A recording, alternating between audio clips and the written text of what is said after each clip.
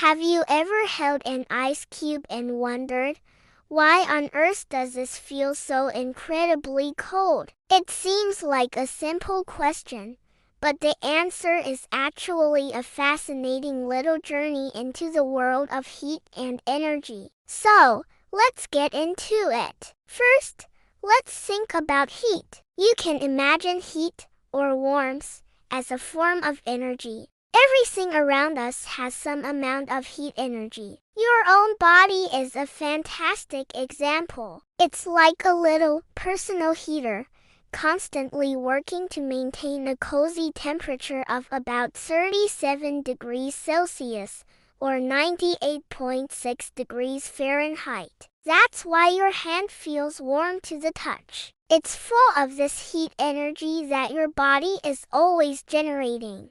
Now, let's introduce our main character, the ice cube. An ice cube is basically the complete opposite of your hand in this story. It's really cold. We're talking 0 degrees Celsius or even lower. This means it has very little heat energy of its own. You could say the ice cube is hungry for heat. It's in a state where it desperately wants more energy. So, what happens when these two opposites meet? When you pick up that ice cube, a dramatic event unfolds on a microscopic level. It's what I like to call the great heat robbery, because your hand is warm and full of energy, and the ice is cold and hungry for it.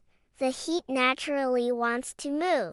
It flows from the place where there is a lot of it, your hand, to the place where there is very little of it, the ice. The ice cube starts rapidly stealing the warmth from your hand. Why? Because it needs that energy to change its state. It wants to melt and turn from a solid into liquid water. This melting process requires a significant amount of heat energy, and your hand is a perfect, convenient source. The ice isn't giving your hand any coldness. There's no such thing as cold as a substance. Instead, it's actively taking something away from you, your heat. This is the moment you actually feel cold. As the heat rushes out of your hand and into the ice, the nerves in your skin immediately detect this rapid loss of energy. They send an urgent message straight to your brain, and that message basically says, "Hey, alert! We are losing heat over here. It's getting cold." Your brain interprets this signal as a sensation we all know as cold. So, to put it all together in a nutshell, ice feels cold not because it is transferring some magical cold substance into your skin. It feels cold because it's a heat thief. It's pulling the heat energy out of your body, and your nerves are simply reporting that theft to your brain. Think about it this way.